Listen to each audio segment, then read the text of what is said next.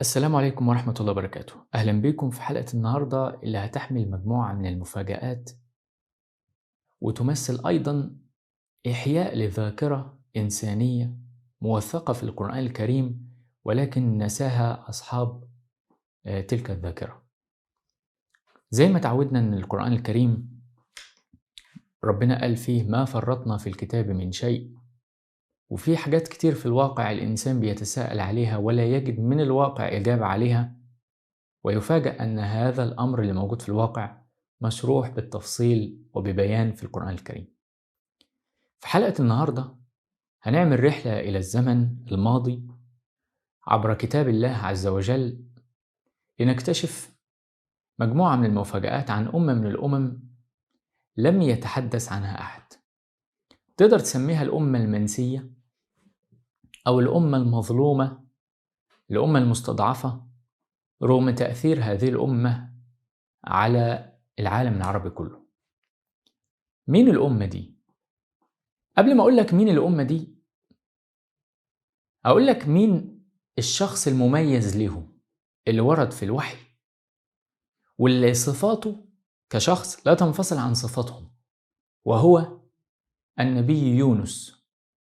يونس بالمناسبة محدش عارف يونس ده عليه السلام هويته ايه، من أي بلد هو، من أي قومية هو. لأن كان عندك النبي إبراهيم من العراق، يعني من قوم إبراهيم، قوم العراق الأشوريين. النبي إلياس سوري، ولذلك هو أرسل لقوم بيعبدوا بعل، وفي سوريا، في جنوب سوريا وفي الشام مدينة اسمها بعلبك اللي هي بعل، وده كان النبي إلياس. يعني النبي إلياس بتاع السوريين، النبي إبراهيم بتاع العراقيين، النبي يونس بتاع مين؟ ده من الأشخاص اللي في القرآن الكريم اللي حصل بالنسبة للناس فقدان ذاكرة، حتى الأمة بتاعته أمة يونس عليه السلام نست الموضوع ده. بداية قوم يونس هم الأكراد. الأكراد مين الأكراد دول؟ احنا نعرف العراقيين والسوريين والشاميين، مين الأكراد دول؟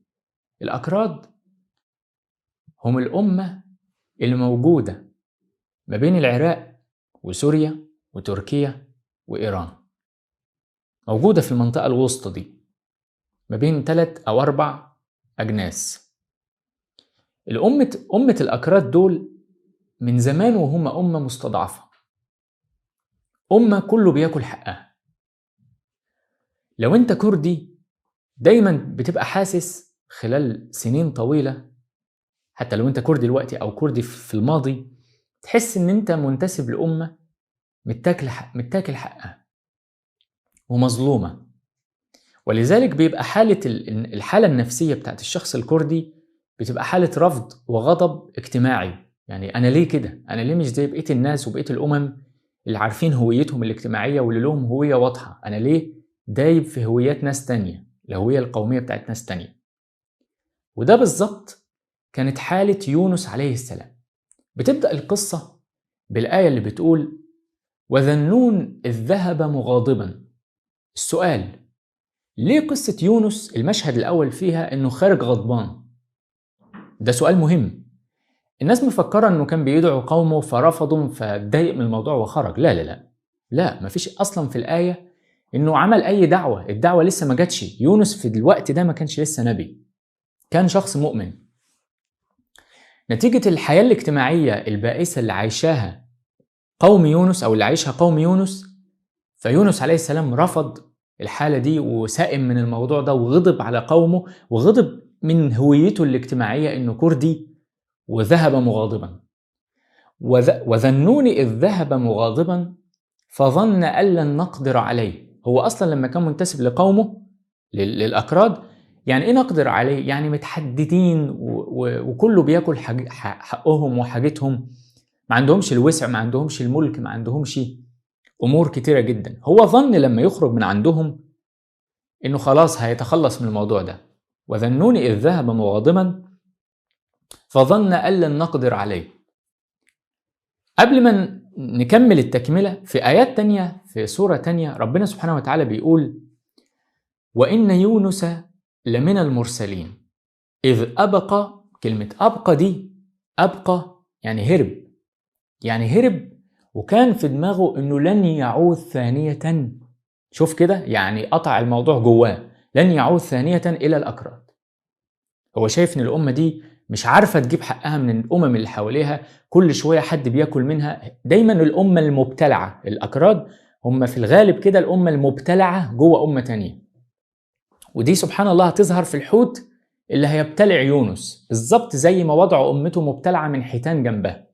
فربنا بيقول وإن يونس لمن المرسلين إذ أبق دي تديك القاف، حرف القاف اللي في الآخر ده يديك معنى إنه كان ناوي إنه ما عادش يعتبها تاني. إذ أبق إلى الفلك المشحون، يعني ده معناها إن كان مش هو لوحده، ده كان في كمان أكراد تانيين هربانين معاه من الوضع الاجتماعي البائس اللي هم عايشين فيه، وناويين إن هم ما يعتبوهاش تاني.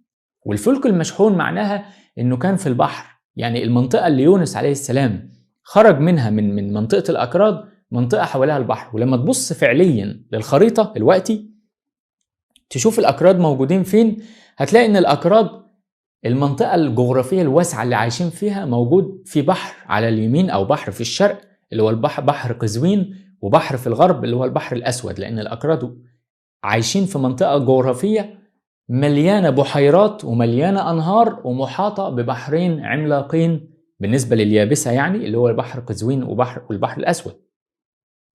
فسيدنا يونس أبقى إلى الفلك المشحون، وفي الفلك المشحون بقى كان في ناس كتير وحمولة زايدة ولازم يتخلصوا منهم. وبالمناسبة مش هو لوحده اللي اترمى من السفينة أو اترمى من الفلك، لا ده كذا حد وكلهم كانوا من الأكراد. شوف بقى المأساة.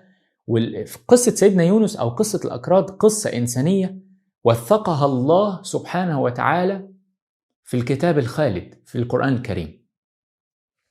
فسيدنا يونس كان شاب، هو يعتبر هجرة غير شرعية، هو الحالة دي كانت تعتبر هجرة غير شرعية، ومعاه كتير من الأكراد بالشكل ده.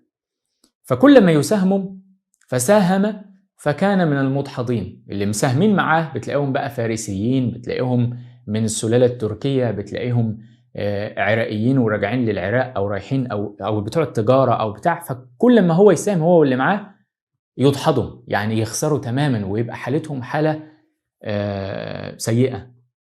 فساهم فكان من المدحضين، وكلمة المدحضين أتت بالجمع لأنه لم يكن الوحيد. فساهم فكان من المدحضين.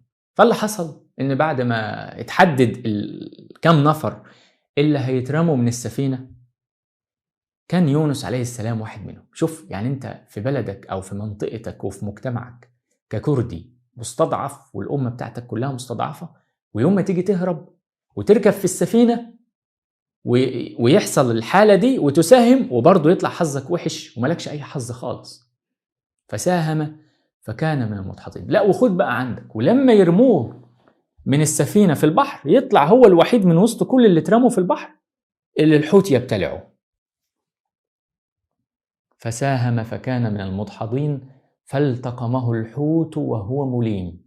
خد بالك من الحالات النفسية بتاعة النبي يونس. أول حالة نفسية ذهب مغاضبا، خارج غضبان وكاره الحالة الاجتماعية بتاعة قومه، ذهب مغاضبا. 2 لما ساهم وكان من المدحضين والتقمه الحوت وهو مليم. أول ما النبي يونس، تخيل شاب في العشرينات أو الثلاثينات من عمره بيترمى، الناس بتمسكه هو والحاجة بتاعته عشان ترميه من السفينة، وهي بترميه من السفينة بيظهر حوت قريب جاي له هو مخصوص، وأول ما يقع من السفينة يكون الحوت بالمصادفة العجيبة فاتح بقه عشان يمتص ويبتلع المية اللي داخل فيها هذا الإنسان المسكين. ولذلك الآية بتقول فالتقمه الحوت وهو مليم. قمة اللوم، قمة حالة من اللوم الجارف والعارم كانت في سيدنا يونس ساعتها. لوم على الناس اللي خرجته من مكانه، لوم على بتوع السفينة اللي عملوا فيه العملة دي، لوم على نفسه انه ليه اصلا طلع في الرحلة دي وفي السفينة دي. اطراف فالتقمه الحوت وهو مليم. طبعا الناس اللي بيبصوا من السفينه بيقولوا ايه الراجل اللي حظه ملوش حظ نهائي ده، يعني حتى كمان يوم ما مش اترمى من السفينه وممكن يسبح في البحر او بتاع، لا ده الحوت ابتلعه. ليه ابتلع الحوت يونس؟ عشان يونس عليه السلام ياخد درس للأمة بتاعته، لأن أمته هي كمان مبتلعة جوه حيتان جنبها. الحوت الفارسي، الحوت الإيراني بالع شوية من الأكراد، الحوت التركي بالع شوية من الأكراد، فبتلاقي الأكراد مبتلعين، وبالضبط حصل لفرد منهم وهو النبي يونس. فربنا بيقول فلولا أنه كان من المسبحين للبث في بطنه إلى يوم يبعثون. أدي آية تانية، فنادى في الظلمات. الحالة النفسية بتاعت سيدنا يونس من أصعب الحالات النفسية اللي وردت في القرآن. بالمناسبة في 4 حالات نفسية صعبة جدا وردت في القرآن. آدم لما بانت سوءته هو وزوجه، لوط لما جاء قوم لوط بيراودوه عن ضيفه وعايزين يدخلوا للضيوف الرجالة اللي عنده، دي من أصعب الحالات اللي وردت في القرآن، الحالات النفسية. 3 يونس لما اترمى من السفينة والتقمه الحوت. 4 مريم لما رجعت ومعاها طفل ومعاها ابن وهي ليست متزوجة والقوم بتوعها كانوا بياكلوها بعينيهم وبلومهم، ازاي هي ترجع ومعاها طفل؟ ده من أصعب الحالات النفسية اللي وردت في القرآن، وربما يكون كمان أصعبها موقف يونس عليه السلام، لأن ده بقى بجسمه كده بشحمه بلحمه الحوت ابتلعه. ولكن يونس والأكراد عموما، الأكراد طينتهم طينة مؤمنة. شوف، رغم ان هم مبتلعين من الفرس ومن الأتراك، ولكن هم إيمانيا أزكى من الأتراك ومن الفرس، هم إيمانيا أزكى وأطهر. فيونس عليه السلام في بطن الحوت نادى، قبل ما يغمى عليه، لأن طبعا ما هي إلا دقيقة أو لحظات هيتخنق ويغمى عليه.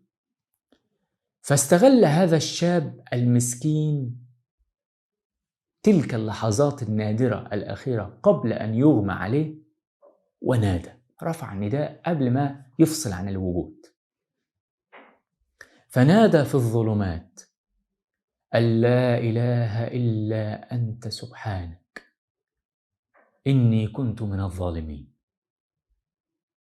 تخيل، لا أكراد ولا فرس ولا عراق ولا سوريا ولا كردي ولا تركي ولا حاجة، لا إله إلا أنت سبحانك إني كنت من الظالمين.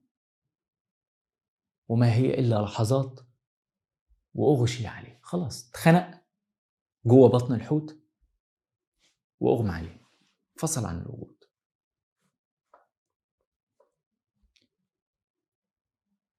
ويستجيب الرب عز وجل الذي يسمع ويطلع على كل شيء، الذي سمع نداء شخص مؤمن كردي لم يسمع هذا النداء أحد من البشر قاطبة، سمع نداء رب العالمين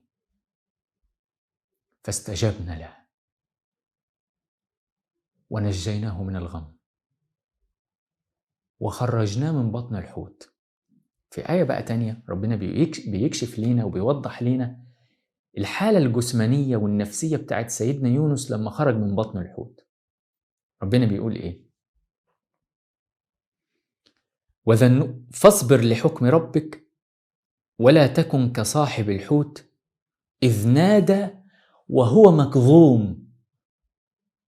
من أكتر الأشخاص اللي وردت حالات نفسية صعبة عليه يونس، مرة مغاضبا، مرة مليم قمة اللوم، مرة نادى وهو مكظوم.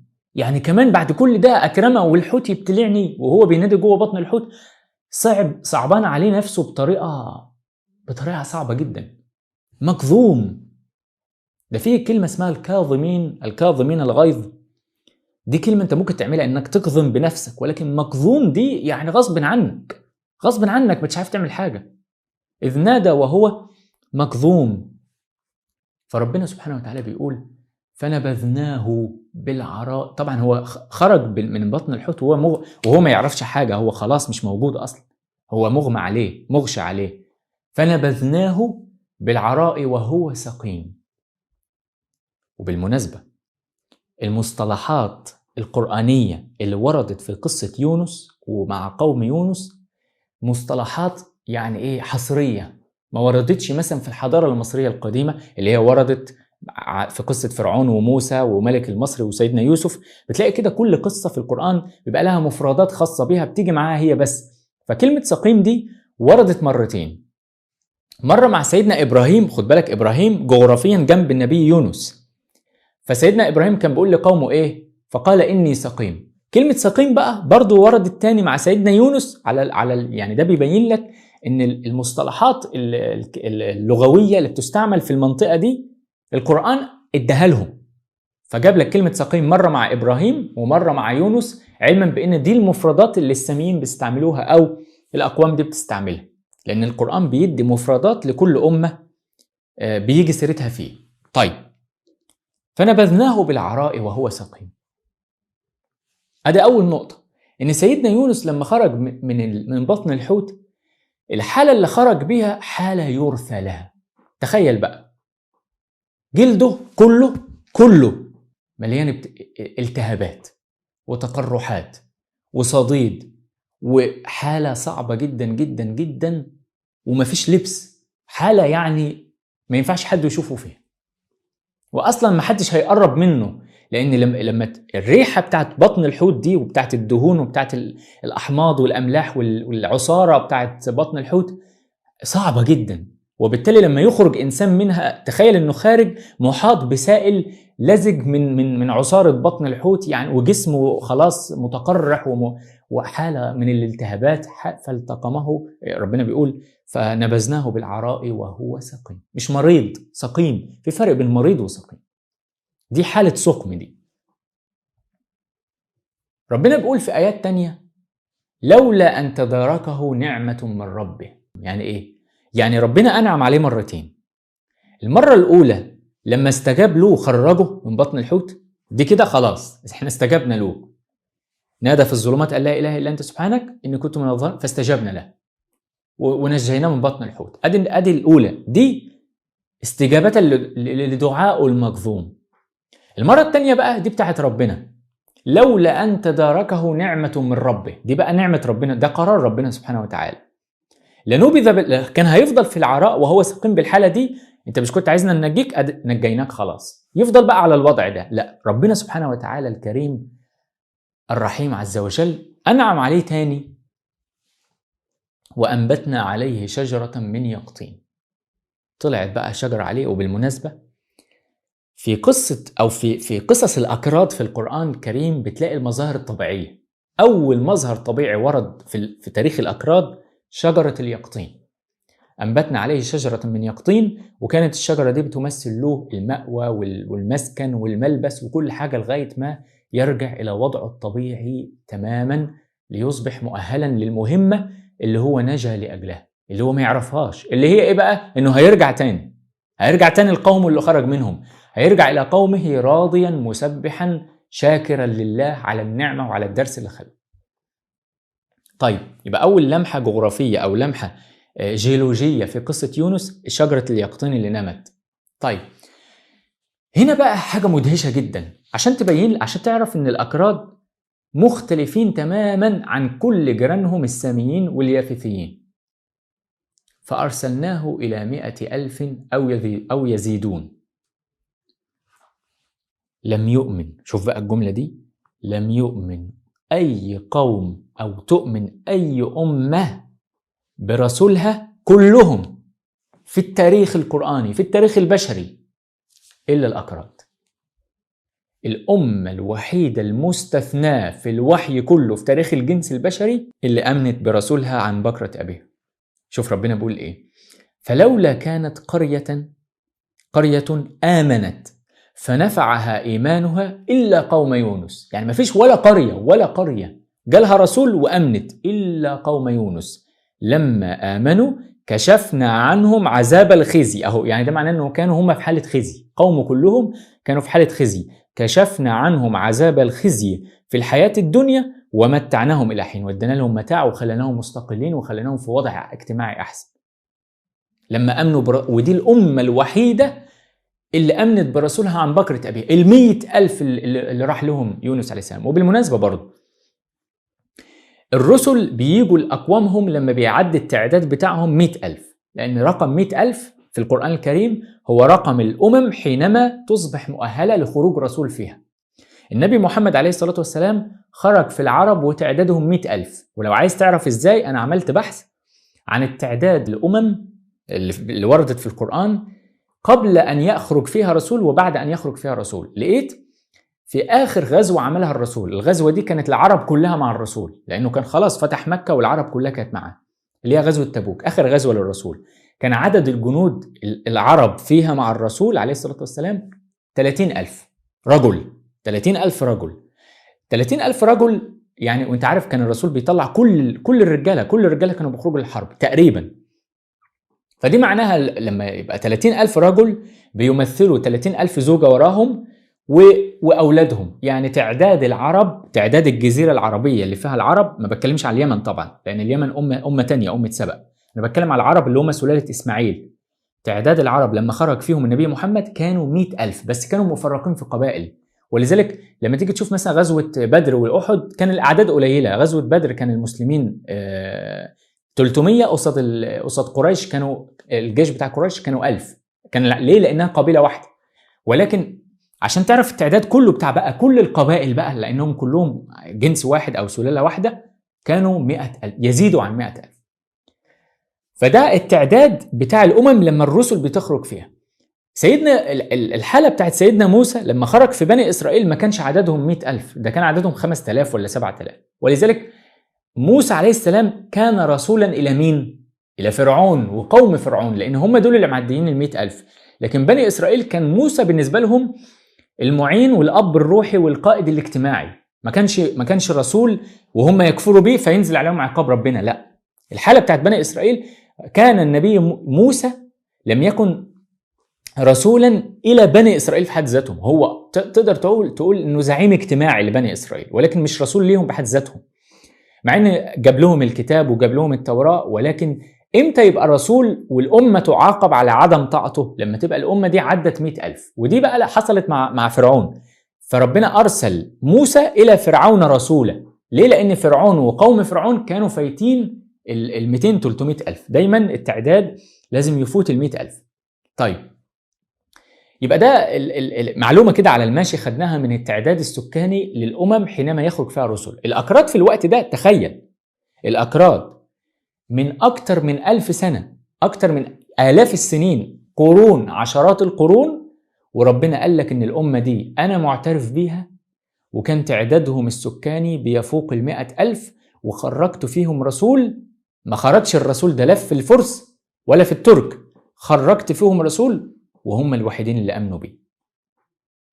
تخيل الأكراد اللي النظام العالمي مش معترف بيهم، الله رب العالمين معترف بيهم، وهم الأمة الوحيدة اللي وثق لنا التعداد الجغرافي أو التعداد السكاني بتاعهم، واللي ادانا الاستثناء الرائع البديع اللي حصل عندهم واللي ما حصلش عند أي أمة تانية. ولذلك أكتر ناس الآن بتعاني من فقدان الهوية، من فقدان الذاكرة، مش عارفة هي مين. هي أكتر ناس ربنا يعني في القرآن الكريم أكرمهم وادانا قصتهم من الألف للياء. أهو إحنا بداية قصة الأكراد عند يونس، لأن لسه لها تكمل، لسه هنعرف تكملتها دلوقتي. ولكن أول طرف في قوم يونس لما وصل تعدادهم 100,000 خرج فيهم هذا الرجل الذي مر بهذه التجربة الفريدة في حياته. فلما رجع لقومه وهو مر بقصة الحوت، استوعبوا بقى هم كمان الدرس، لأن هم مبتلعين جوه حوت اجتماعي كبير، فاستوعبوا الدرس فآمنوا. فإيه اللي حصل؟ كشفنا عنهم عذاب الخزي ومتعناهم إلى حين. يعني جالهم المتاع وبقى وضعهم الاجتماعي أحسن، وربنا كشف عنهم عذاب الخزي إلى حين، إلى فترة زمنية معينة، عما يتغيروا وينسوا ذلك الإيمان تاني. يبقى ده النقطة الأولى أو اللمحة الأولى في تاريخ الأكراد في القرآن الكريم، وكان أول شخص كردي يظهر لنا في المشهد القرآني كان النبي يونس عليه السلام. طبعا يونس زي ما انتم عارفين خرج، أو زي ما بيقال في التاريخ، في مدينة نينوى. نينوى دي فين؟ شمال غرب العراق، يعني ضمن الأراضي بتاعة الأكراد، لأن هو كردي في الأساس.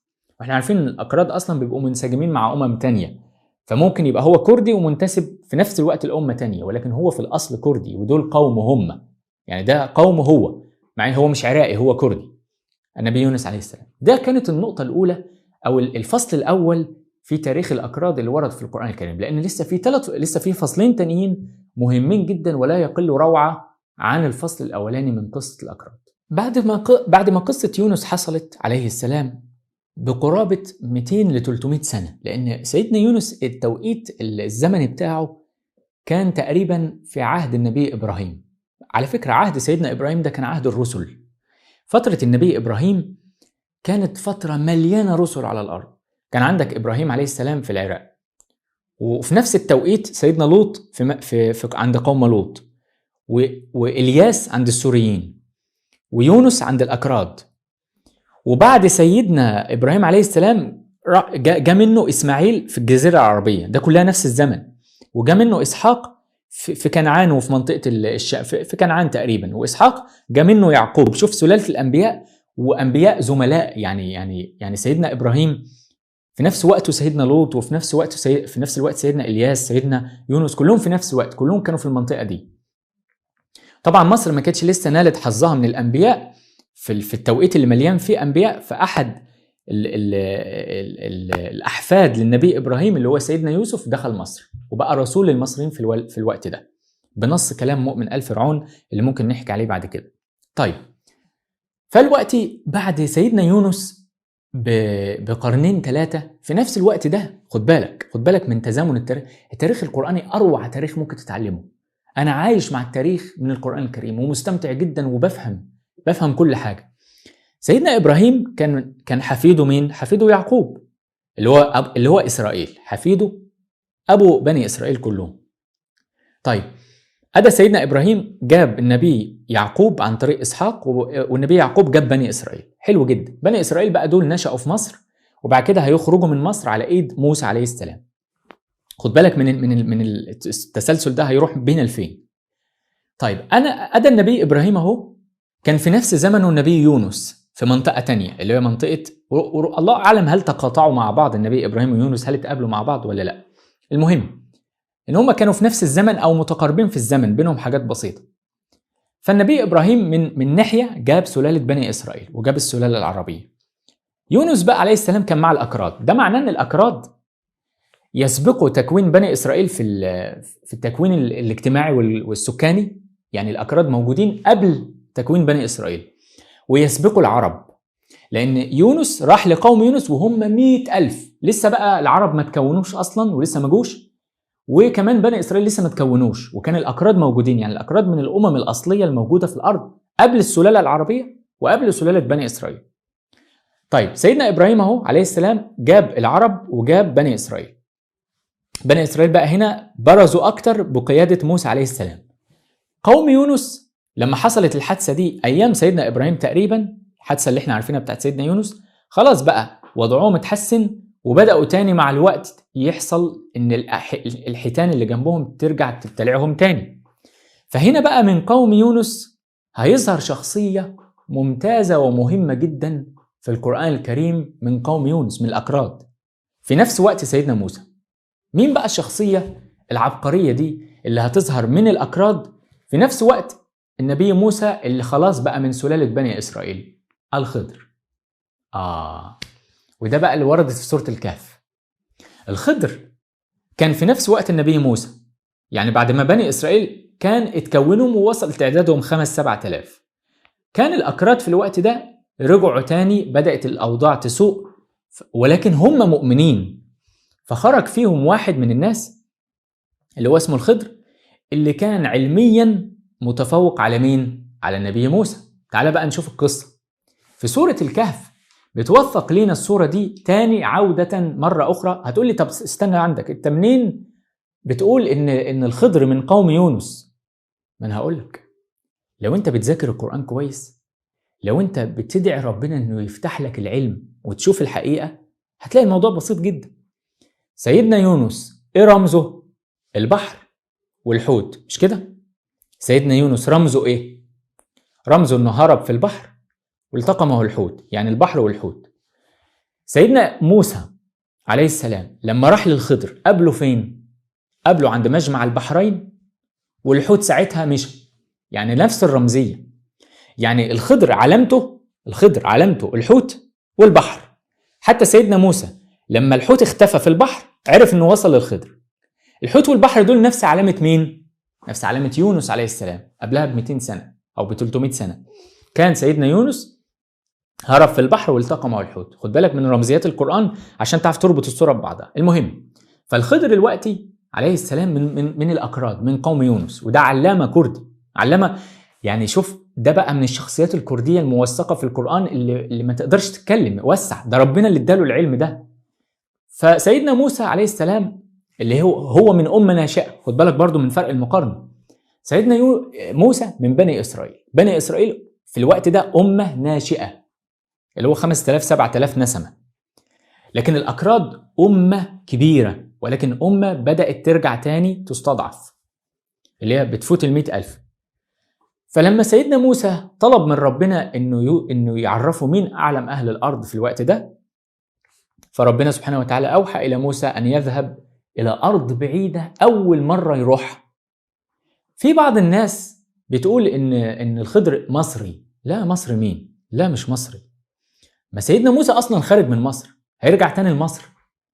سيدنا موسى وهو خارج من مصر كان خلاص عرف علوم المصريين وعرف لغتهم، خلاص خد القصة دي كلها معاه، فخلاص هو بيطلع لمرحلة جديدة، فمش هيرجع تاني لمصر. لا، فالخضر لم يكن مصريا. لو انت بتدور على الشخصيات المصرية في القرآن هتلاقي عندك لقمان وهتلاقي عندك مؤمن آل فرعون، ولكن الخضر لا، الخضر كردي من قوم يونس. فأخذ النبي موسى عليه السلام رحلة طويلة لأول مرة يعمله، علما بأن موسى كان عليه السلام من أكتر الأنبياء اللي بيعملوا رحلات.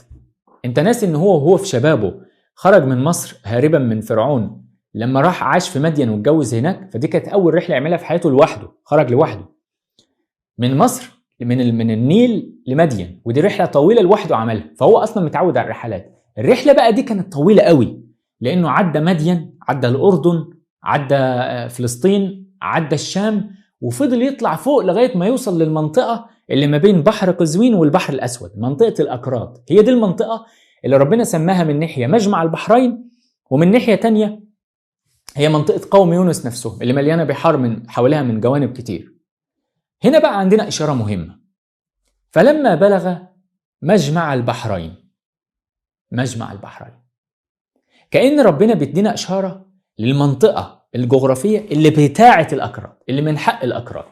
يبقى احنا أول حاجة قلناها عن منطقة الأكراد إن ربنا أنبت فيها شجر يقطين. فأنتوا لو الأكراد بتفرجوا عليه يبحثوا بقى عن الحدود بتاعتهم في منطقة بينمو فيها شجر اليقطين، هيعرفوا المنطقة اللي يونس عليه السلام كان طلع منها من الشط، أحد الشواطئ حوالين البحار دي اللي فيها شجر يقطين. يبقى دي النقطة الأولى. النقطة الثانية منطقة مجمع البحرين. هنا أنا قلت قبل كده في أحد الفيديوهات إن البحرين لما بيجوا في القرآن بيطلق بيبقوا على بحر السماء وبحر الأرض، وده طبعا هو ده الأصل في كلمة البحرين في القرآن. ولكن خد بالك من حاجة، لما يبقى البحرين بينهم برزخ بجد، مش متصلين ببعض زي بحر السماء وبحر الأرض، مش مربوطين ببعض، يعني بينهم حجر، بينهم أرض يابسة، ما لهمش أي اتصال ببعض، يبقى دول برضو بحرين. أنت فاهمني؟ لما يبقى البحرين، فما تقوليش النهر والبحر، النهر اللي بيصب في البحر هو ده البحرين، لا، دول متصلين ببعض.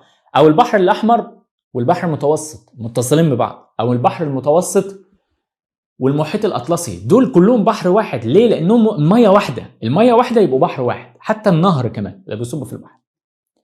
لما تيجي تشوف بحر قزوين والبحر الأسود، ده بحر مقفول وده بحر مقفول، فدول بحرين منفصلين.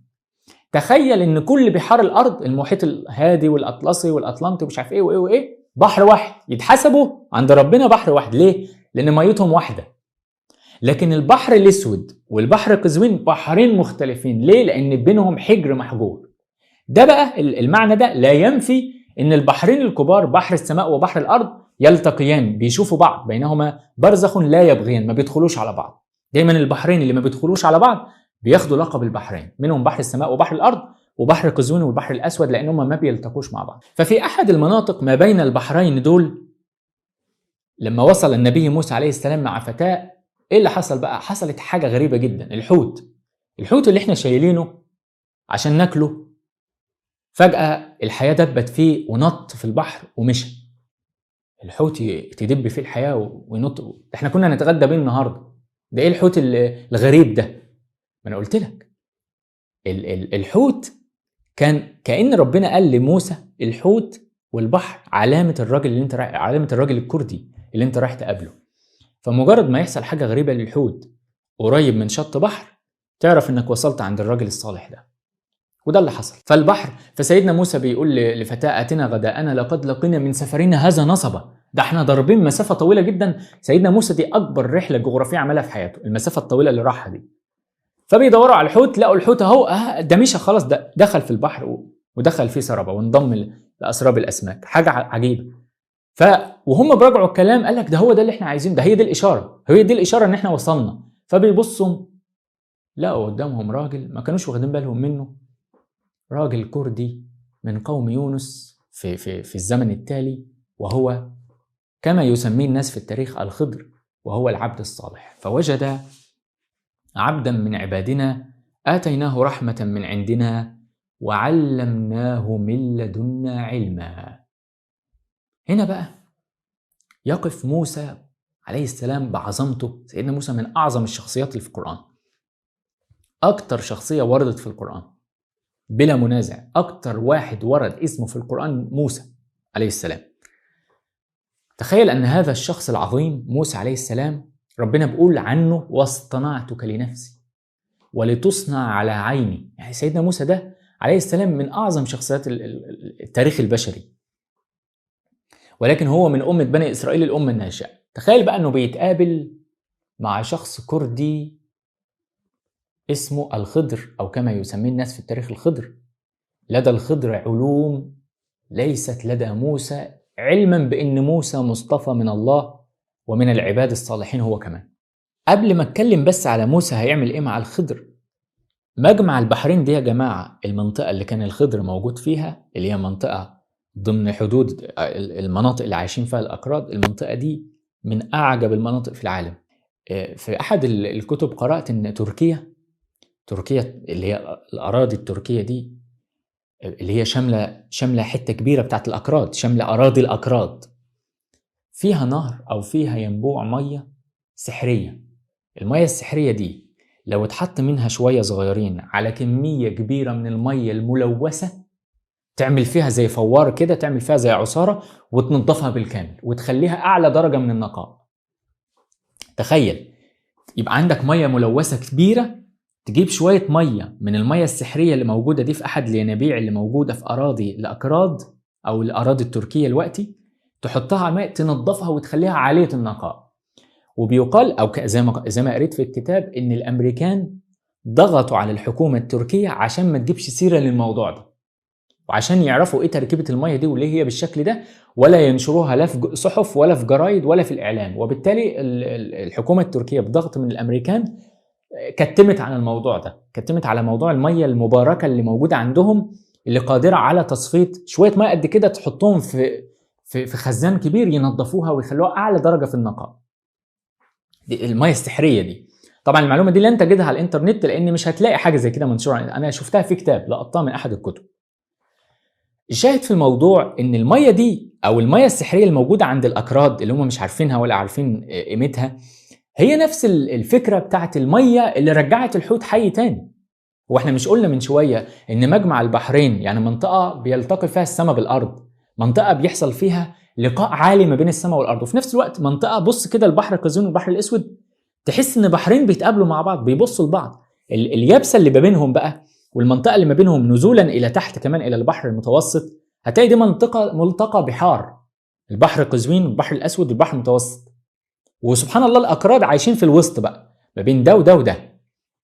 المهم فالميه بتاعتهم احد الانهار والينابيع بقى والحتت دي فيها ميه سحريه مباركه، كان بقى الخضر والاجيال الاولى لدى الاكراد يعرفوها ويفتكروها. طيب المهم سيدنا موسى بيقول للخضر هل اتبعك على ان تعلمني مما علمت رشدا؟ يبدو من رد فعل هذا الرجل الكردي الغامض ان هو مش متقبل اي حد، مش كده؟ فقال لموسى ايه؟ انك لن تستطيع معي صبرا، كانه مش عايز يعني. انك لن تستطيع، وهو ده سر الاكراد. اصبر اصبر وهتشوف. واول سر نتعلمه من الخضر اللي هو الرجل الكردي الصبر. ده ايه؟ سيدنا موسى ممثلا لبني اسرائيل كان بيتعلم من الخضر اول درس الصبر، انك لن تستطيع، وكان عنده حق، لن تستطيع معي صبر. وكيف تصبر على ما لم تحط به خبرة؟ قال له ستجدني ان شاء الله صابرا ولا اعصي لك امرا. خد بالك ان سيدنا موسى كان كبير اصلا في الحالة دي، في الوقت ده كان ما كانش شاب، كان كبير. ده كان قابل فرعون، وقف قدام فرعون بالهيلمان سيدنا موسى ما كانش سهل في الوقت اللي احنا بنتكلم فيه في القصة دي. المهم فالخضر يبدو من البداية ان هو مش متقبل اي شخصيات غريبة، وبيحط اشتراطات كتير قدامه. ليه الخضر بالشكل ده؟ لان الخضر بينتمي الى الاكراد اللي دايما اي معاملة اجتماعية بيطلعوا فيها خسرانين. الاكراد يساهموا، يعملوا سهم يخسروا، يدخلوا قرعة يخسروا، يعملوا النظام العالمي يتكون وامريكا والدول العالمية تعمل نظام وهم اللي يخسروا، هم الوحيدين اللي ما لهمش ارض ولا لهم مكان، مع ان هم شعب بيفوق عدده 46 مليون بني ادم. فالخضر واحد منهم، وبالتالي لما يجي له واحد غريب زي النبي موسى هو غريب عنه، فيبقى عايز يحط قدامه شروط واشتراطات كتير. ولكن سيدنا موسى كان مصر. شوف شخصية الخضر وقارنها بشخصية يونس، هتلاقي التشابه ما بينهم اللي هو ايه؟ العزلة عن الناس وعدم الرغبة في مقابلة الناس. فيوافق النبي موسى على تلك الشروط الصعبة ويمشي مع مين؟ مع الخضر. يمشي بقى فين؟ القصة كلها بتاعت الخضر دي حصلت في الأراضي الكردية. أول موقف السفينة، والتاني موقف قتل الغلام، وتالت موقف بناء الجدار. كل دي حصلت في الأمة الكردية، يعني دي كلها الأكراد اللي عايزين يتعلموا التاريخ بتاعهم. ربنا سبحانه وتعالى ضرب لهم يونس في الأول، وبعد كده الخضر، وبعد كده لسه في شخصية مهمة ثالثة هنتكلم عليها دلوقتي. ولكن لما نيجي بقى على الخضر هنلاقي فيه 3 قصص، اللي هي قصة السفينة، وقصة الغلام، قتل الغلام، وقصة الغلامين اليتيمين اللي في المدينة. فسيدنا موسى يمشي معاه. انا مش بصدد دلوقتي ان انا احلل ال3 مواقف بتوع ايه؟ بتوع الخضر. انا بس عايز اوصل ان لقصة تانية، ان دول ال3 مواقف دول بتجسد ان الخضر كان شغال على الاكراد في السكرتة، في السر. فتعالى نشوف اول موقف. اول موقف كان سيدنا موسى والخضر ركبوا في سفينة بيعدوا بحر. ما انا قلت لك في كلمة البحر دي وردت كتير عند يونس وعند الخضر، فدايما متكررة. فمساكين بيعملون في البحر، وسيدنا يونس سيدنا موسى والخضر ركبوا في السفينة. فركب في السفينة، فالخضر خرقها، فسيدنا موسى أخرقتها لتغرق أهلها؟ لقد جئت شيئا إمرا. المهم فالخضر رد عليه ألم أقل لك إنك لن تستطيع معي صبرا؟ شوف التكوين العلمي، هو عارف هو بيعمل ايه. لما جاء بقى كشف له قصة بعدين قال له وأما السفينة فكانت مساكين أكراد يعملون في البحر، وكان وراءهم ملك يأخذ كل سفينة غصبا. يعني ايه بقى؟ يعني كان الخضر بدأ بيستغل علمه ده في انه يعمل أعمال اجتماعية للأكراد، لأن بدأت تاني حالة الاستضعاف ترجع له. بدأ بقى الملك الفارسي استضعفهم، يطلع بقى ملك من السلالة التركية استضعفهم، يطلع الملك العراقي استضعفهم، أي ملك حواليهم يبدأ ياخد منهم وينهش منهم. كان الخضر بيسخر علمه إنه الأمة بتاعته دي اللي هو بينتسب ليها في الهدوء كده من غير ما حد يحس، يبدأ يعمل لهم أعمال تحميهم. فكانت لمساكين يعملون في البحر فأردت أن أعيبها، وكان وراءهم ملك يأخذ كل سفينة غصبا. هذا القصة الأولى. الخضر لم يخرج من الأراضي بتاعت قومه أو أمته. القصة الثانية لما وجد غلاما وقتله. وسيدنا موسى طبعا يستنكر، وأي حد يستنكر حاجة زي كده، قتلت نفسا زكية بغير نفس، إيه اللي أنت عملته ده؟ ألم أقل لك إنك لن تستطيع معي صبرا؟ سيدنا موسى خلاص اعتذر وتجنب الكلام تاني في المسألة دي. هو لسه مش عارف إيه اللي بيحصل ده، والراجل ده بيعمل كده ليه؟ أعمال كلها تبدو إنها مأساوية. خرق سفينة فالناس كانت هتغرق، ده عمل يعتبر ظاهريا مأساوي. وقتل غلام، عمل مأساوي. بعد كده الخضر هو وموسى دخلوا أحد القرى بتاعت الأكراد، فدخلوا القرية فاستطعم أهلها فأبوا أن يضيفوهما. ليه أبوا أن يضيفوهما؟ لأن اربط القصة ببعضها، اربط الملك اللي بيأخذ كل سفينة غصبة. يعني الغرب دول ما بيجيش منهم إلا الصداع. جيراننا الغرب سواء الفرس أو الترك أو أي جار غريب عن الأكراد دايما بيجي منهم الصداع وبيجي منهم المشاكل. فالأكراد بشكل رد فعل طبيعي ما بيحبوش أي ضيف، فاستطعم أهلها فأبوا أن يضيفوهما. فخلاص خارجين من القرية فوجد جدارا يريد أن ينقض فأقامه. فسيدنا موسى بيقول له يعني بعد المعاملة دي كلها، قال لو شئت لاتخذت عليه أجرا. فالخضر قال له هنا بقى إيه؟ هذا فراق بيني وبينك. خلاص بقى، يعني بالبلد مات الكلام، خلاص بقى كفاية كده. لأن لسه الخضر هيعمل مواقف تانية كلها قاعد بيلملم المجتمع اللي بيستضعف من كل جهة. وسيدنا موسى مش يعني حتى سيدنا موسى وضع قوم بني إسرائيل ما كانش بالشكل ده. مع ان سبحان الله هناك تشابه ما بين قصة بني إسرائيل واستضعافهم في الأرض وتشتتهم في الأرض وقصة الأكراد. وسبحان الله برضو أن يتقابل شخص كردي مع شخص إسرائيلي في قديم الزمان اللي هو الخضر مع موسى. لأن أمة هذا الرجل اللي هو أمة الخضر اللي هي الأكراد وأمة موسى اللي هم بني إسرائيل سيكون لهما مصير مشترك، أو سيكون لهما تشتت مشترك. إن بني إسرائيل تاهوا في الأرض وتشتتوا في الأرض، كذلك الأكراد بقى ما تشتتوش في الأرض، ولكن الأمم اللي حواليهم شتتتهم.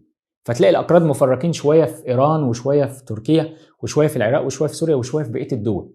سبحان من جمع موسى بالخضر، لأن الأكراد يتشابهون مع بني إسرائيل في حالة التشتت، علما بأن الأكراد أكثر هدوءا وتواضعا وإيمانا من بني إسرائيل. طيب، فالخضر الوقت في تاني موقف مسك الغلام وقتله.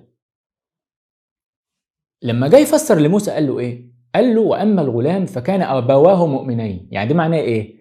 إن المجتمع الكردي هو أصلا مجتمع مؤمن، والخضر خايف على السلالة الجديدة لهذا المجتمع. الخضر دايما بيراهن على المستقبل. لو تلاحظ الثلاث مواقف اللي عملهم الخضر كلهم على أولاد وأطفال أو شباب. مساكين يعملونه في البحر كانوا لسه شباب، غلام كان لسه صغير، غلامين يتيمين في المدينة. لو تلاحظ الخضر كان مهتم بالمستقبل بتاع الأكراد. هو عارف إن الأكراد المستقبل بتاعهم بيبدو إنه مظلم، فكان كل الأعمال اللي بيعملها، الثلاث أعمال اللي عملها كلها للسلالة الجديدة من الأكراد. أول حاجة حمل المساكين اللي في البحر، تاني حاجة مسك غلام وقتله عشان يحسن السلالة بتاعتهم دي. طبعا الله أعلم إزاي عمل الحكاية دي، لأنه كان عارف بقى، ده دارس المجتمع ككل من كل زواياه، فعارف إن الأبوين بتوع الغلام ده مؤمنين، وبالتالي الغلام ده بالشكل ده وبالسلالة دي هيطلع وحش، والسلالة الكردية ما ينفعش ومش حمل إن يطلع فيها سلالة وحشة جديدة، فقتله عشان يجي للأبوين المؤمنان ابن صالح أزكى وأقرب رحمة. هو ده العلم اللي عنده.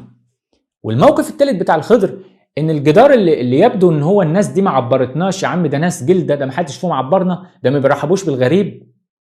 الجدار ده كان بتاع غلامان، برضه غلامان يعني السلاله الجديده، السلاله الكرديه الجديده، غلامان يتيمان في المدينه، وكان تحته كنز لهما واراد ربك ان يبلغ اشدهما. يعني بيحافظ على فلوس الاكراد الصغيرين، لأن الأولاد الصغيرين، العيال الصغيرة دي لما يطلعوا لن يجدوا أحد ليهم، لا هيجدوا فرس بيعينوهم ولا عراقيين ولا هيجدوا أي حد بيعينهم ولا ترك، هيلاقوا بالعكس، هيلاقوا الناس بتنهش فيهم. فكان حريص الخضر عليه السلام إنه يحافظ على الكنز، وإنه يحسن السلالة، وإنه يحمي الأشغال والأعمال من أي ملك بيأخذ أعمالهم غصبا. وسيدنا موسى عليه السلام اتقابل معاه في الثلاث مواقف دول، وسيدنا الخضر هو اللي أنهى الموضوع، مش موسى هو اللي مشى، لا، قال له هذا فراق بيني وبينك، سأنبئك بتأويل ما لم تستطع عليه صبر. وتنتهي كده قصة تاني مشهد في قصة الأكراد، سيدنا الخضر عليه السلام. وهنا بيتفوق العلم الاجتماعي الإداري السياسي الكردي على العلم الاجتماعي الإداري السياسي الإسرائيلي. ما هو سيدنا موسى من بني إسرائيل يعني إسرائيلي، وسيدنا الخضر من الأكراد يعني كردي. فشوف مين اللي كان بيعلم مين، مع إن موسى أصلا عليه السلام عنده الكثير من الوحي والعلم والنبوة، وكان خلاص تلقى الكتاب وتلقى التوراة، ومع ذلك تفوق العلم الاجتماعي الكردي اللي كان عند الخضر. لغاية بقى ما يجي مين بقى الشخصية البارزة الثالثة في قصة الأكراد. يعني الخضر كان بيحاول يلملم لأن الأمة الكردية بدأت تاني الأمم اللي حواليها تنهش فيها من بعد سيدنا يونس بقرنين 3، والخضر قاعد بيلم من هنا ويحسن من هنا ويظبط من هنا ويحمي من هنا، ومحدش عارف ومحدش شايف. لغاية ما يجي بقى البطل الثالث في قصة الخضر في قصة الأكراد مباشرة بعد قصة الخضر. بص كده في سورة الكهف، آخر حاجة قالها الخضر إيه؟ ذلك تأويل ما لم تستطع عليه صبرا. آخر كلمة في قصة الخضر. شوف الآية اللي وراها، ويسألونك عن ذي القرنين. على طول جت قصة ذي القرنين ورا الخضر، لأنه كردي هو كمان. ذي القرنين لم يكن لا عراقي ولا يمني ولا عربي ولا سوري ولا تركي ولا فارسي، ذي القرنين كردي. وده بقى ربنا ضرب لنا مثل في الأكراد برسول، وضرب لنا مثل بعالم بأحد العلماء اللي عندهم، وضرب لنا مثل بحاكم اللي هو بقى ذو القرنين. فعندك 3 أمثلة قرآنية ل3 أشخاص ورجال من الأكراد، واحد فيهم رسول والتاني فيهم علامة والتالت فيهم حاكم. وندخل بقى على قصة ذي القرنين الحاكم الكردي العادل الذي طويت صفحاته ونسي مع الوقت، لدرجة ان الناس ما بقتش عارفة هو ذو القرنين ده منين. فطلع بقى الفرس يقول لك ده ذو القرنين ده اسمه كوش، ده واحد مننا، ويطلع اليونانيين يعملوا لك تمثال بقرنين يقول لك ده ذو القرنين. لا، ما هو كله بيسرق الأكراد، كله بيسرق في الأكراد. وكمان سرقوا صورة أو فكرة ذي القرنين الحاكم الكردي الذي ورد مباشرة في سورة الكهف بعد قصة الخضر عليه السلام. ويبدأ المشهد الثالث في تاريخ الأكراد الموثق في القرآن، وهي قصة ذي القرنين مباشرة دون فاصل زمني أو دون فاصل في الآيات والكلمات ما بين قصة الخضر وقصة ذي القرنين. ربنا بيقول إيه عن ذي القرنين؟ أنا عايزك بقى الوقت تعرف، لأن ده معناه إن جاء أوقات على الأكراد كانوا مستقلين وكان لهم حاكم خاص بيهم وكان لهم دولتهم الخاصة. وكان ذي القرنين واحد من حكام الأكراد حينما كان الأكراد أمة مستقلة. كأن الخضر عليه السلام كان بيحسن السلالة بتاعتهم وكان بيعمل أعمال، لأنه كان شايف في المستقبل فرصة إنها يجي فيهم استقلالية، فيطلع بقى واحد من السلالة اللي جاية اسمه ذو القرنين الحاكم الكردي. شوف الخضر كان بيشتغل إزاي، لأنه خد بالك برضه موسى قلنا كان في زمن الخضر عليه السلام. الخضر كان بيحسن السلالة الكردية وبيعمل أعمال لمستقبل الأكراد عشان يجي مين؟ عشان يجي ذي القرنين. ذي القرنين بعد الخضر مثلا ب 200-300 سنة في حاجة زي كده. موسى بقى عليه السلام كان في نفس وقت الخضر. موسى لما خد بني إسرائيل بعد موسى ب40 سنة دخلوا الأرض المقدسة. بعد قرنين برضو من الزمن من موسى جاء عيسى عليه السلام. بعد قرنين 3 من موسى جاء عيسى. قبل ما يجي عيسى أو قبل عيسى بحاجات بسيطة كان ذي القرنين. يعني تلاحظ ان التاريخ القرآني اصلا كله عبارة عن مراية، كله بيعكس لكله، كله متزامن مع كله.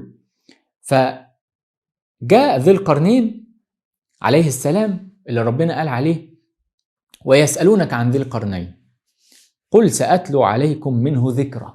شوف ذكرى يعني هأديكوا حاجة عنه، ده واضح ان كان له حاجات كتير الراجل ده. قل سأتلو عليكم منه ذكرى. بالمناسبة من المرات القليلة اللي بيجي حاكم في القرآن الكريم صالح وعادل، الحاكم الكردي ذي القرنين. ورد في القرآن عدة ملوك. الملوك اللي كانوا صالحين كانوا أنبياء زي مين؟ سليمان وداود كانوا أصلا صالحين لأنهم في الأساس أنبياء، دول من بني إسرائيل، داود وسليمان. الأكراد بقى طلعوا ذي القرنين. ذي القرنين كان حاكم عادل صالح ومش نبي، ودي بقى ميزة في الأكراد، إن الشخصيات الرائعة اللي بتطلع منهم مش شرط يبقى عندها النبوة، ومع ذلك بتتحط في القرآن مع درجة الأنبياء.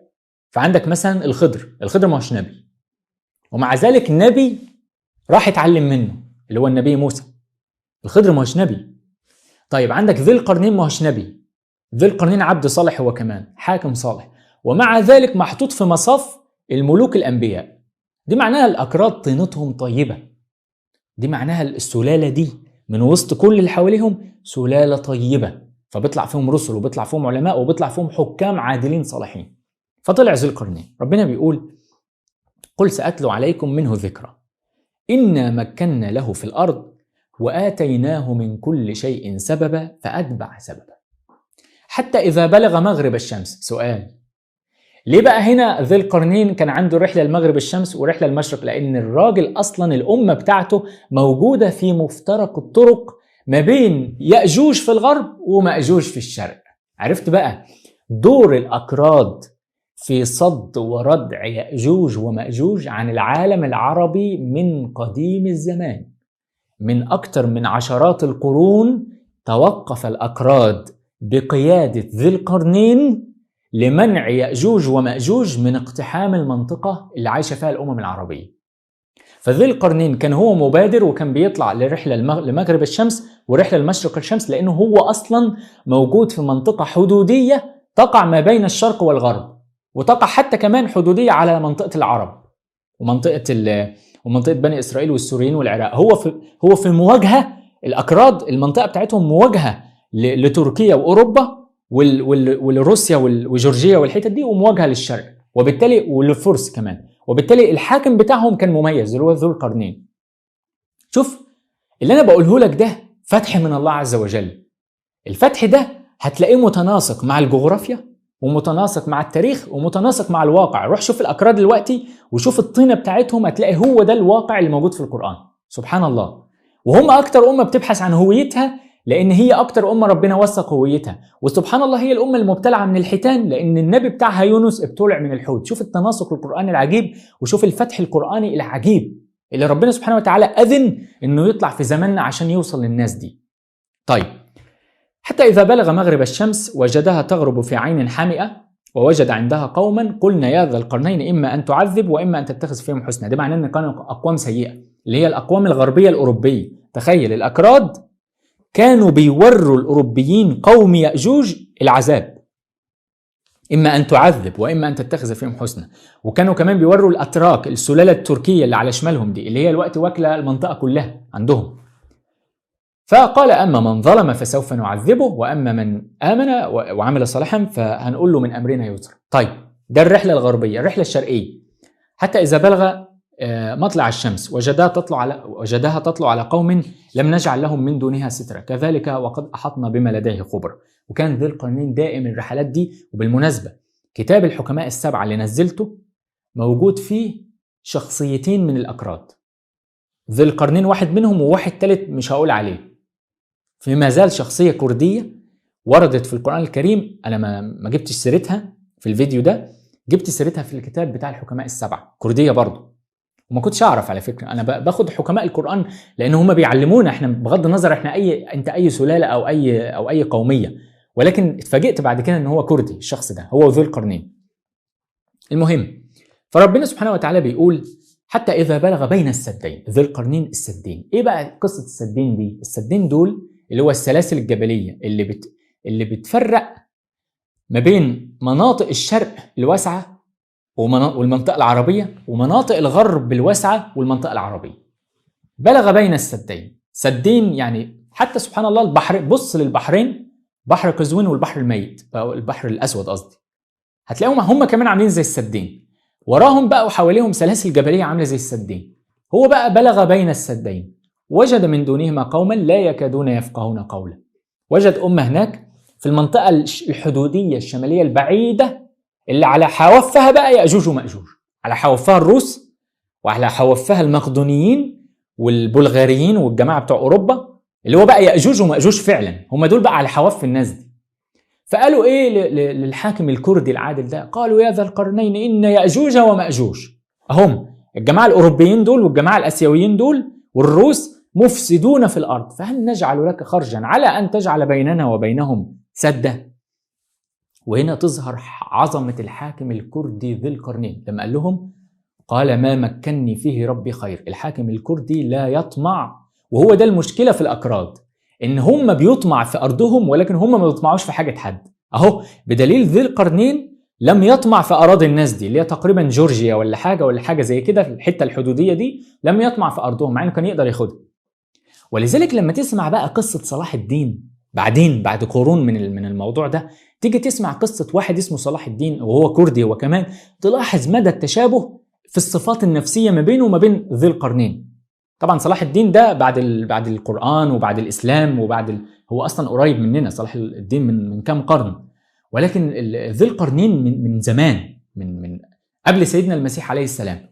بس برضو تلاحظ نفس الطينة نفس الصفات، تلاحظ صفات صلاح الدين لما كان بيعفو عن الناس ومشى الصليبين. خد بالك برضو من حاجة غريبة جدا، طول عمر الأكراد صد منيع ضد يأجوج ومأجوج. في قصة ذي القرنين ربنا عرفنا ان ذي القرنين عمل ردم عشان يقفل السدين دول بتاع السلاسل الجبلية، عمل ما بينهم ردم عشان السلاسل دي تتسد، فما عادوش المقدونيين يجوا ولا عاد الآسيويين ولا الروس يجوا.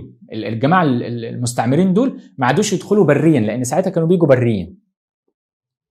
لو تلاحظ بقى ذي القرنين اللي عمل الحماية الاجتماعية المؤقتة دي من يأجوج ومأجوج، تعال شوف صلاح الدين كان بيعمل ايه؟ كان بيقود الحروب ضد الصليبيين، يعني ضد الأوروبيين، يعني ضد يأجوج. ولذلك سبحان الله لما يأجوج ومأجوج عملوا النظام العالمي وعملوا مجلس الأمن والأمم المتحدة وقسموا الدول، عملوا دول كتير وما عملوش حتة دولة واحدة للأكراد. تحس كده ان في حاجة بينهم وبينهم، وخلوا الأراضي الكردية جزء من تركيا وجزء جزء في إيران وجزء في تركيا وجزء في العراق وجزء في سوريا. مال يأجوج ومأجوج كده اللي هم النظام العالمي وأوروبا وأمريكا وروسيا والصين، مال النظام العالمي كده مش معبر الأكراد خالص ومش عاتلهم أي اعتبار. ولو كل مرة الأكراد يطلبوا، وده عددهم كبير، العدد انت متخيلين 45 مليون، دي في دول كاملة عددها ما يوصلش نص الرقم ده. الأكراد عددهم 45 مليون، ده ربنا وثق عددهم من آلاف السنين كانوا 100,000، يعني هم كانوا أسبق من ده. بني إسرائيل ساعتها ما كانوش 5000. ومع ذلك النظام العالمي بقيادة يأجوج ومأجوج مش عاتلهم أي وش ومش عاتلهم أي حق في الأرض. ولذلك بقى لما نرجع في التاريخ لورا نلاقي ان ذي القرنين اللي هم الأكراد لما كانوا متقدمين كان الوظيفة الاجتماعية السياسية بتاعتهم حماية المنطقة العربية من خطر يأجوج ومأجوج، لأن كانوا بيدخلوا. ولذلك بعد كم قرن من ذي القرنين، اربط التاريخ، لما ذي القرنين عمل الردم بص للردم وقال ايه؟ قال هذا رحمة من ربي.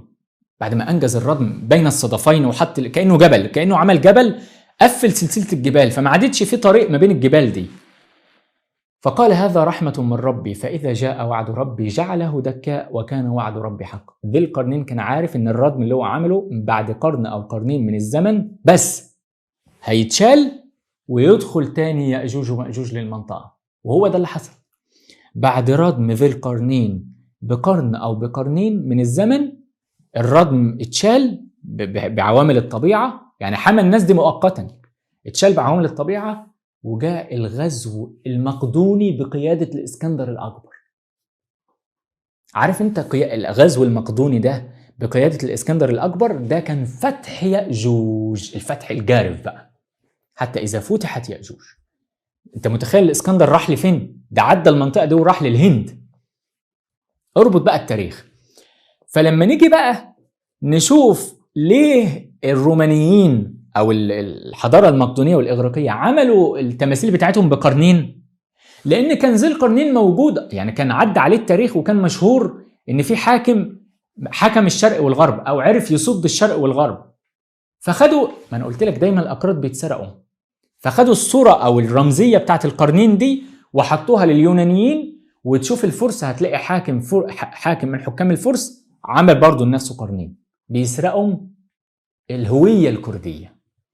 علما بأن ذي القرنين هو حاكم كردي مجهول الهوية بالنسبة وأنا أقول لك على حاجة، ليه اتسرقت الفكرة بتاعت ليه ذي القرنين مش معروف؟ لما تدور من هو الشخص الذي لقب لن تستطيع أن تجده. ليه؟ لأنه منتسب لأمة في الغالب الهوية بتاعتها ضايعة، فهو كمان هويته ضاعت. لأن ما هي لو كانت أمته مستقرة وثابتة وعاملة حضارة بتمر عليها القرون كان هيفضل معروف، زي فرعون مثلا. فرعون رمسيس الثاني معروف والآثار بتاعته موجودة إلى اليوم لأن الأمة بتاعته مستقرة في مكانها. لكن ذي القرنين أمته كل شوية بيحصل لها مشكلة، وبالتالي هويته كحاكم في تاريخهم راحت. وسبحان الله، ولكن مين بقى اللي بيحفظ التاريخ؟ كتاب الله. كتاب الله وثق لينا تاريخ الأكراد من البداية لغاية قيام الساعة. طب ما مستقبل الأكراد؟ ربنا في آية بيقول إيه؟ ونريد أن نمن على الذين استضعفوا في الأرض ونجعلهم أئمة ونجعلهم الوارثين. الآية دي طبقت على بني إسرائيل وستطبق على الأكراد. أنا مش قلت لكم يأجوج ومأجوج الأكراد كانوا بيحمونا منهم، ولذلك ذي القرنين عمل صد منيع عشان الغزو الروماني والمقدوني ما يجيش ناحية العرب وما يجيش ناحية الأمم دي بحكمته هذا الرجل، هذا الحاكم الكردي الصالح. فيأجوج ومأجوج مستقصدين مين بقى؟ مستقصدين الأكراد، فلا عملوا لهم دولة ولا أعطوهم أرض ولا اعترفوا بهم. يأجوج ومأجوج مستقصدينهم. طب لما يأجوج ومأجوج بقى قريب إن شاء الله يغوروا في داهية وربنا يحصدهم من على الأرض، إيه اللي هيحصل للأكراد؟ هيرجعوا تاني، هيترفعوا تاني. ونريد أن نمن على الذين استضعفوا في الأرض ونجعلهم أئمة ونجعلهم الوارثين. يعني أنت الوقت سيدنا يونس وسيدنا الخضر وذي القرنين دول أئمة من التاريخ البشري، دول أئمة لينا في التاريخ البشري، زي موسى وعيسى وإبراهيم ولقمان دول أئمتنا، دول قدواتنا في الوقت. شخصيات كردية دول أئمة، وربنا سبحانه وتعالى سيخرج تاني من الأكراد أئمة في السنوات الجاية. ليه؟ لأن ده إرادة الله عز وجل. أنت تعرف مثلا واحد زي الشيخ البوطي اللي هو الراجل السوري المعروف، ده راجل كردي، ده كردي ولكن عايش في سوريا. يعني الأكراد بيتحسبوا على جنسيات تانية، ممكن يبقى كردي محسوب إنه تركي، ممكن يبقى كردي محسوب إنه إيراني، كردي محسوب إنه عراقي، ولكن هو كردي، هو من قوم يونس. مهما أنت سميته إيراني ولا سميته تركي ولا سميته عراقي ولا سوري، هو كردي، هو من قوم يونس، هو طينة مختلفة تماما عن الناس اللي حواليه. دي كانت أسرار الأكراد في القرآن الكريم اللي والله من ساعة ما عرفتها وتعلمتها وربنا فتح عليها وأنا مستني أقرب فرصة عشان أقولها لهم. لأن إزاي وما زال الأكراد بيدوروا على هويتهم، مش عارفين هم مين ولا تاريخهم إيه. وخد بالك، ما هو لما الفرس يحتلوهم هيمسحوا تاريخهم، ولما الأتراك لأن الدولة اللي بتكون دولة أو الأمة اللي بتكون دولة بتطمس ملامح الأمة التانية اللي جنبها. ولذلك زي ما احنا عارفين وزي ما بنسمع في الأخبار وزي ما بنقرأ في التاريخ، الأتراك مستضعفين ومنتهكين ومضطهدين الأكراد. الأتراك بيعتدوا على الأكراد واخدين أرضهم. أنت تعرف تلت تركيا الشرقية، الأراضي الشرقية في تركيا تلتها كده، تلت الأراضي التركية دي كردية، دي حق للكرد، دي أرضهم هم. أنت تعرف لما تشوف الأرقام كده، المساحة الكلية للأرض اللي بيسكن عليها الأكراد 409,000 كيلو. تعرف يعني إيه 409,000 كيلو؟ يعني قد العراق، قد المغرب، أكبر من سوريا مرتين ثلاثة. هشوف حجم سوريا، شوف حجم العراق، شوف حجم المغرب. المناطق اللي عايشين فيها الأكراد 400 أكتر من 400,000 كيلو، يعني دولة كاملة.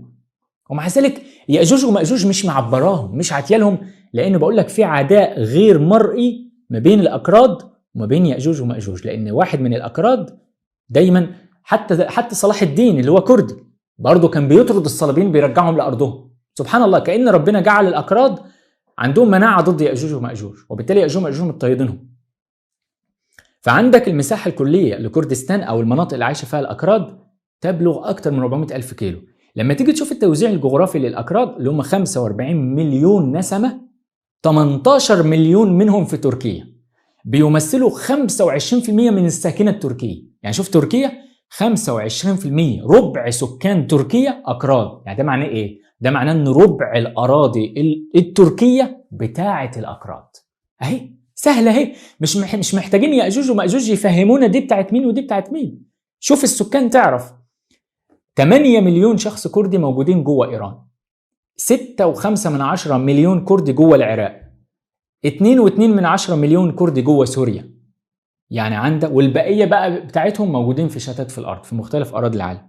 يعني دي معناها أن الأكراد شعب نزعت يأجوج ومأجوج أرضه بالعنوة، ووزعت أرضه زي الكيكة كده أو التورتة، وزعتهم، ادت حتة كبيرة لتركيا وحتة لإيران وحتة لسوريا وحتة للعراق، علما بأن لأولئك الناس الحق الشرعي والقانوني والكوني والتاريخي عند الله عز وجل أن تكون لهم أرض، وأن يخرج منهم حكام، وأن يخرج منهم علماء، ومش أي علماء ومش أي حكام، كما عرفنا وكما أخبرنا القرآن الكريم. أحد العلماء بتوعهم الخضر، وأحد الحكام بتوعهم ذي القرنين اللي موثق في القرآن، وغيرهم من الأمثلة الموجودة في العصر الحديث اللي كانوا علامات بارزة في تاريخ البشرية. أسأل الله أن تكون هذه الحلقة بمثابة إحياء للشخصية الكردية من جديد، إحياء لتلك الأمة، أمة يونس عليه السلام، أمة الخضر، أمة ذي القرنين، التي أعطت للبشرية وأعطت للتاريخ الإنساني الكثير من الخير والكثير من التقوى والكثير من العلم، وتشغل هذه الأمة جزء من الوحي ومن علم الكتاب. ولي الشرف ولي الفخر ولي الشرف أن الله سبحانه وتعالى أجرى هذا الكلام وهذا العلم وهذه الذاكرة على لساني. لي الشرف ولي الفخر أن أمارس الآن دور تنشيط وإحياء ذاكرة الأكراد من جديد، وأخرج لهم ما في القرآن الكريم، ما لا يعلمونه عن سيرتهم في القرآن الكريم. ويا رب لك الحمد على هذا الفضل. أسألك أن نكون من عبادك الوارثين، وأن نكون من الأئمة الذين توصل لهم فضلك وعلمك ورحمتك، وتوصل إلى البشرية علمك وفضلك ورحمتك عن طريقهم وعلى أيديهم. أسأل الله سبحانه وتعالى أن نكون من عباد الله المقربين. وبقول للأكراد، زي ما أنتوا جمايلكم على البشرية كتيرة، الحلقة دي كانت جزء من رد الجميل اللي محدش عارفه ليكم.